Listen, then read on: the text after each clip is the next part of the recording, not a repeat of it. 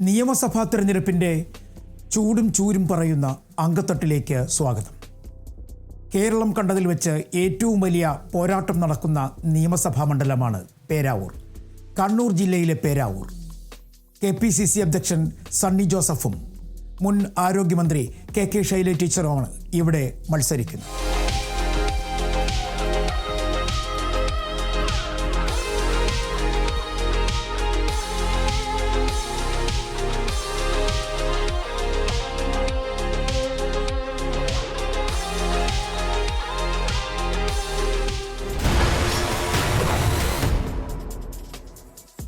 ആറളം, അയ്യൻകുന്ന്, കണിച്ചാർ, കേളകം, കൊട്ടിയൂർ എല്ലാം കർഷകരുടെ നാട്.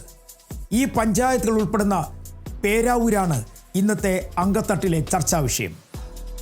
KPCC അധ്യക്ഷൻ സണ്ണി ജോസഫും മുൻ ആരോഗ്യവകുപ്പ് മന്ത്രി KK ശൈലജ ടീച്ചറും മത്സരിക്കാനെത്തുന്ന മണ്ഡലം എന്ന പ്രത്യേകത കൂടിയുണ്ട്. സ്ഥാനാർത്ഥി പ്രഖ്യാപനം മുതൽ തന്നെ കടുത്ത പ്രചരണ ചൂടിലായിരുന്നു പേരാവൂർ. നിലവിൽ KPCC അധ്യക്ഷൻ കൂടിയായ സണ്ണി ജോസഫ് കഴിഞ്ഞ പ്രാവശ്യം 3000-ലധികം വോട്ടുകളുടെ ഭൂരിപക്ഷത്തോടു കൂടിയാണ് പേരാവൂരിൽ നിന്നും വിജയിച്ചത്. കഴിഞ്ഞ പ്രാവശ്യം റെക്കോർഡ് ഭൂരിപക്ഷത്തോടുകൂടി മട്ടന്നൂരിൽ നിന്നും വിജയിച്ച KK ശൈലജ ടീച്ചർ ഇത്തവണ മത്സരിക്കാനെത്തിയിരിക്കുന്നതും പേരാവൂരിലാണ്. വലിയ മത്സരം തന്നെയാണ് ഇവിടെ എല്ലാവരും പ്രതീക്ഷിക്കുന്നത്. തദ്ദേശ ഭരണ തെരഞ്ഞെടുപ്പിൽ വലിയ തരത്തിലെ നേട്ടം കൊയ്യുവാൻ UDFന് കഴിഞ്ഞു എന്നുള്ളതാണ് എടുത്തു പറയേണ്ട പ്രധാനപ്പെട്ട കാര്യം. പാർലമെന്റ് തെരഞ്ഞെടുപ്പിലും അതേ നേട്ടം തന്നെ ആവർത്തിക്കുകയും ചെയ്തിട്ടുണ്ട്.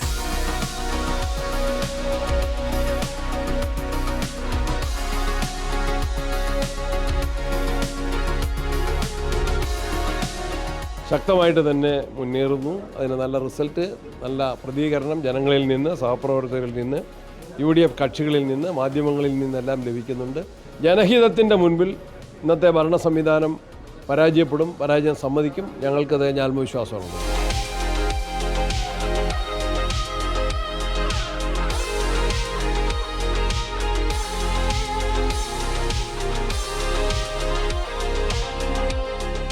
KPCC അധ്യക്ഷനെതിരെ KK ശൈലജ ടീച്ചർ മത്സരിക്കുന്നു എന്നതുകൊണ്ട് തന്നെയാണ് പേരാവൂരിലെ മത്സരം ഏറ്റവും കൂടുതൽ ശ്രദ്ധയാകർഷിക്കപ്പെടുന്നത്.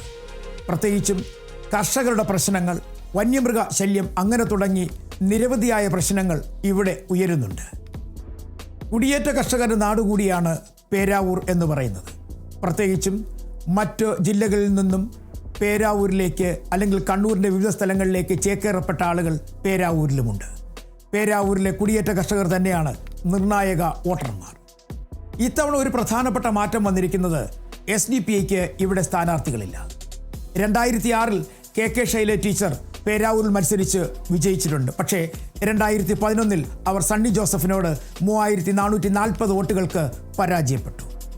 2021-ൽ നടന്ന തെരഞ്ഞെടുപ്പിൽ സണ്ണി ജോസഫ് തന്നെയാണ് വിജയിച്ചത്.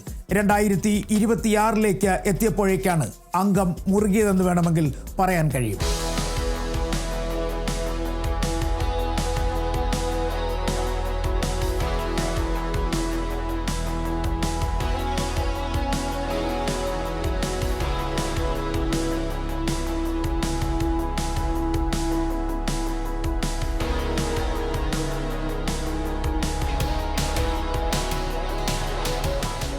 പേരാവൂരുകാരനെ തിരഞ്ഞെടുക്കുമെന്നുള്ള കാര്യത്തിൽ എനിക്ക് വളരെ ഉറച്ച വിശ്വാസമാണ്.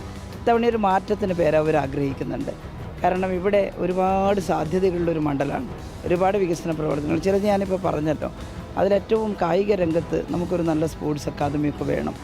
അത് പേരാവൂർ മണ്ഡലത്തിൻ്റെ എല്ലാ പഞ്ചായത്തുകളിലും അതിൻ്റെ ഭാഗമായിട്ടുള്ള പ്രവർത്തനം, ഒരു അംബ്രല്ല സ്കീം കൊണ്ടുവന്നാൽ അതിൻ്റെ ഭാഗമായിട്ടുള്ള പ്രവർത്തനം നടക്കണം. വികസനത്തിന് ദാഹിക്കുന്ന ഒട്ടേറെ ആളുകളുണ്ട്. പലരും എന്നോട് പറഞ്ഞു, ടീച്ചർ ജയിച്ചാൽ ഇന്നൊക്കെ ചെയ്യുമോ? ഞാൻ പറഞ്ഞു, ഉറപ്പായിട്ടും നമുക്ക് ഒരുമിച്ച് നിന്ന് ശ്രമിക്കും, ചെയ്യും എന്ന് പറഞ്ഞപ്പോൾ അങ്ങനെ ചിന്തിക്കുന്നവരും ഉണ്ടെന്നാണ് കരുതുന്നത്. അപ്പോൾ UDF അങ്ങനെ അനായാസമായിട്ട് ജയിച്ചു വരുന്ന മണ്ഡലമൊന്നുമല്ല പേരാവൂര്. ഇക്കുറി ഇടതുപക്ഷ ജനാധിപത്യ മുന്നണി വിജയിക്കും. 2021-ൽ മൊത്തം പോൾ ചെയ്തത് 78.07% വോട്ടുകളാണ്. കോൺഗ്രസിന് 46.93% വോട്ടുകൾ ലഭിച്ചു. CPIM-ന് 44.4% വോട്ടുകളാണ് ലഭിച്ചത്. BJPക്ക് 6.44%. ഇത്തവണ BJP സ്ഥാനാർത്ഥി മത്സരിക്കുന്നില്ല, പകരം BDJS ആണ് മത്സരിക്കുന്നത്. ഇവിടെ നിർണായകമാകുന്നത് BDJSന് കിട്ടുന്ന വോട്ടുകൾ തന്നെയാണ്. കാരണം UDFും LDFും അവരുടെ അഭിമാന പോരാട്ടമായി കണക്കാക്കപ്പെടുന്നതും പേരാവൂരിലെ മത്സരത്തിനെയാണ്. ഇരു മുന്നണികളുടെയും ജയപരാജയങ്ങൾ നിർണ്ണയിക്കുന്ന കാര്യത്തിൽ നിർണായക സ്വാധീനം ചെലുത്തുവാൻ ഇവിടെ കുടിയേറ്റ കർഷകരായി എത്തിയ ഈഴവ സമുദായത്തിന് കഴിയും എന്നാണ് രാഷ്ട്രീയപരമായ വിലയിരുത്തൽ. എന്തായാലും ഇത്തവണ പേരാവൂരിൽ ചരിത്രം മാറുമോ അതോ ചരിത്രം ആവർത്തിക്കുമോ എന്നുള്ളതാണ് എല്ലാവരും ശ്രദ്ധയോടുകൂടി വീക്ഷിക്കുന്നത്.